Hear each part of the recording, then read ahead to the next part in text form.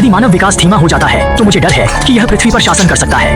Octopus का IQ आपकी अपेक्षाओं से परे हो सकता है। सबसे पहले आइए इस प्रयोग को देखते हैं। और ऑक्टोपस को एक बोतल में बंद कर दिया गया है जो ढक्कन से बाहर निकला गया है। नतीजतन यह लंबे समय तक नहीं लगा कि ऑक्टोपस आसानी से अंदर से ढक्का को अनपेंच कर सकता है, लेकिन यह चाल अन्य सभी जानवरों को पीछे कर सकती है। और अगले प्रयोग वैज्ञानिकों की अपेक्षाओं से भी अधिक थे। परीक्षकों ने बोतल में एक छोटी मछली डाली। मूल रूप से यह परीक्षण करना चाहते थे कि क्या ऑक्टोपस बोतल की टोपी को अनक्रूज करेगा। अनजाने में ऑक्टोपस ने टिप्पल के छोटे उद्घाटन से अपने टेंटा को बढ़ाया, फिर बोतल पर अंदर और बाहर से दबाव डाला। उसने आसानी से टिप्पल खोला और छोटी मछली खाई। जंगली में ऑक्टोपस भी उपकरणों का उपयोग करता है। जब यह शेलफिश जैसे सीप खोलने के लिए इंतजार करेगा तो यह पहले 10 मुंह के साथ शेल को फंस लेगा ताकि इसे बंद नहीं किया जा सके और फिर खाएं।